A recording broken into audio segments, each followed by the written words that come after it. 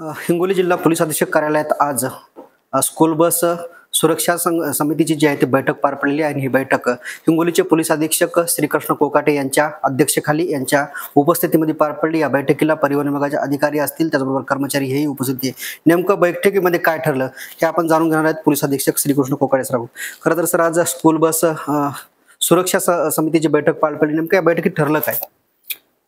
शालेय school bus सुरक्षा समिती आहे, त्यामध्ये शासनाचे GR प्रमाणे दर तिमाही त्याचा आढावा होतो आणि त्यामध्ये बैठकीमध्ये मुलांच्या सुरक्षेच्या अनुषंगाने ज्या काही विदाउट परमिट बसेस आहेत त्यांच्यावर प्रतिबंध करणे, ज्या परमिटेड बसेस आहेत त्या शासकीय नियमाप्रमाणे बेल्ट, CCTV आणि त्याच्यामध्ये असलेले अटेंडंट याप्रमाणे आहे की याची खात्री करणे। तर जे काही रूल्स आहे ते एन्फोर्स करण्यासाठी आम्ही RTOच्या मदतीने आणि पोलीस पथकांच्या मदतीने ते कारवाई करणार आहोत। त्याबद्दल आम्ही सूचना दिलेल्या आहेत आणि विद्यार्थ्यांना त्रास होऊ नये यासाठी 3 ते 4 दिवस कारवाई करून घेणे आणि नंतर मग त्या कारवाईला अंमलबजावणीसाठी वापरणे किंवा अंमलबजावणी करणे असं आम्ही धोरण स्वीकारलेलं आहे आणि RTOने आमचं पथक म्हणून आता सर्व बसेस आणि विद्यार्थ्यांना वाहून नेणाऱ्या सर्व वाहनं चेक करणार आहोत। म्हणजे प्रत्येक वाहनामध्ये जे विद्यार्थ्यांची ये-जा करतात, ने-आ करतात त्या वाहनामध्ये CCTV बसणार का आता?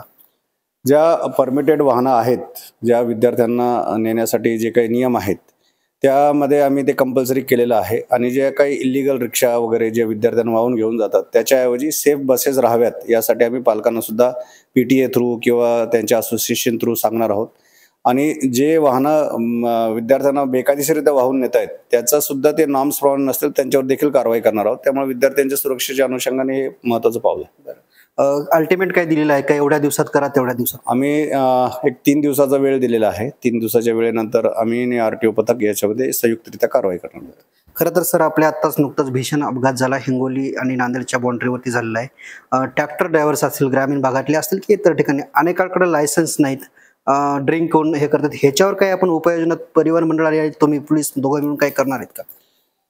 साधारणतः हे सर्व MV ॲक्टच्या नियमाखाली नियमित आहे की लायसन्स असावं, तो जागरूक असावा, दारू पिऊ नये, मायनर नसावा आणि प्रशिक्षित असावा। यामध्ये बरेचसे वाहन मालक किंवा हे कमी दरामध्ये आपल्याला ड्रायव्हर मिळावा किंवा तिथल्या तिथे आपल्याला काही छोट्या कामासाठी कोणालाही ती वाहनं देतात आणि त्यामध्ये असे भीषण अपघात होतात। तर यामध्ये कल्पेबल होमिसाइड सारखा गुन्हा ह्या ट्रॅक्टर चालकावर झालेला आहे, जो की मर्डर विदाउट इंटेन्शन अशा प्रकारचा गंभीर गुन्हा आहे आणि अशी घटना घडल्यानंतर मग सर्वच कुटुंब आणि सर्व ते उद्ध्वस्त होतं। त्यासाठी आम्ही तर आमच्या वतीने अंमलबजावणी करणार आहोत। ग्रामीण भागामध्ये विशेषतः हायवेवर याचं प्रमाण कमी आहे, परंतु ग्रामीण भागामध्ये किंवा ग्रामीण रस्त्यांवर जिथे हे रेती किंवा ट्रॅक्टर चालवले जातात त्यामध्ये आम्ही ड्रायव्हर प्रशिक्षित आहे की नाही, मायनर नाही आहे आणि लायसन्स धारक आहे की नाही याची खात्री करणार आहोत आणि असं जर असेल तर आम्ही 279 म्हणजे रॅश आणि नेग्लिजंट ऍक्ट याच्या अंतर्गत मालकावर सुद्धा आम्ही गुन्हा दाखल करणार आहोत। तर या अनुषंगाने कारवाईचं नियोजन केलेलं आहे। खरं तर मुख्यमंत्री देवेंद्र फडणवीस यांनी एक 100 दिवसाचा तुम्हाला दिला, त्याच्यामध्ये आपलं काय हे असणार? शासनाकडून आम्हाला 100 दिवसाच्या धोरणाच्या अंतर्गत काही ठराविक गोष्टी दिलेली आहे, जसं सुकर जीवनमान, स्वच्छता, वेबसाईट डेव्हलप करणे, पेंडन्सी कमी करणे आणि सर्व प्रकारच्या वाहनांचं निर्लेखन करणे। यामध्ये आम्ही एक केंद्रीय मुद्देमाल कक्ष इथे बनवलेला आहे, ज्यामध्ये पोलीस स्टेशनला गेल्यानंतर जी वाहनं पडलेली असतात, मुद्देमाल पडल्यामुळे एक थोडंसं खराब स्वरूप पोलीस स्टेशनला आलेलं असतं, तर तो सर्व मुद्देमाल आणि सर्व वाहने आम्ही केंद्रीय मुद्देमाल कक्षात हलवणार आहोत। जी मुद्देमाल बेवारस आहे तो आम्ही लिलाव केलेला आहे आणि जे मालकीचे आहे ते आम्ही परत करत आहोत। यामुळे आमच्या जवळजवळ 1000च्या वर मुद्देमाल निर्गत झालेला आहे, वाहनं आम्ही लिलाव केलेली आहेत आणि पोलीस स्टेशनला एक चांगलं स्वरूप देऊन तो फ्रेंडली वातावरण किंवा पोलीस स्टेशनमध्ये वातावरण चांगलं असेल तर कर्मचाऱ्यांचाही मानसिकता चांगली असते असं गृहीत धरून आम्ही पोलीस स्टेशन एक फ्रेंडली ॲटमॉस्फिअर करण्याचा प्रयत्न करत आहोत। दुसरं सर, जे गुन्हेगार आहेत त्यांच्यावर वचक राहावं यासाठी जसं की हिंगोलीतले गांधी चौक असेल, इंदिरा चौकात असेल, ह्याच्यामध्ये काही वेगळी उपाययोजना, ह्या चौकामध्ये वेगळी उपाययोजना काही करण्यात येणार आहे का?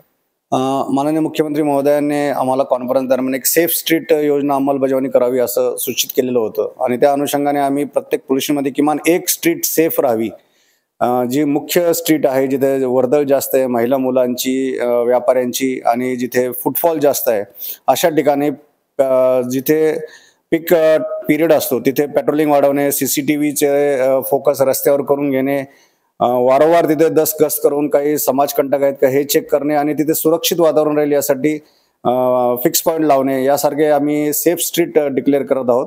आणि यामध्ये इंदिरा चौक ते आखरे मेडिकल ही सेफ स्ट्रीट आम्ही ठरवलेली आहे. त्यामध्ये आता उपाययोजना करून ती सेफ स्ट्रीटची अंमलबजावणी आम्ही करणार आहोत. आणि इतर पोलीस स्टेशनमध्ये देखील एक ठराविक स्ट्रीट आम्ही सेफ स्ट्रीट म्हणून डिक्लेअर करणार आहोत. निश्चितच हे होते हिंगोली जिल्ह्याचे पोलीस अधीक्षक श्रीकृष्ण कोकाटे. येणाऱ्या काळामध्ये जे ग्रामीण भागातले ट्रॅक्टर ड्रायव्हर्स असतील यांनाही चोप बसणार आहे. जे काय ड्रायव्हरकडे लायसन नाही आणि त्या विदारित लायसन चालवणारा ड्रायव्हर ट्रॅक्टर चालवत असेल तर त्यांच्या मालकावर आणि त्यांच्यावरही आम्ही कारवाई करणार आहे. त्याचबरोबर विद्यार्थ्यांची ये जा करणाऱ्या स्कूल बसेस असतात यांच्यामध्ये CCTV बसणंही आता अनिवार्य झालेलं आहे. Cameraman Sainath Sahmi, Ramesh Chendke, TV9 Marathi, Hingoli.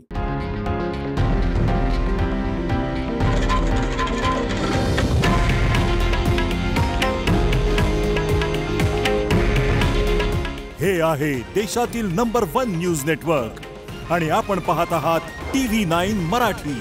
काळजी तुमची, हित महाराष्ट्राचं.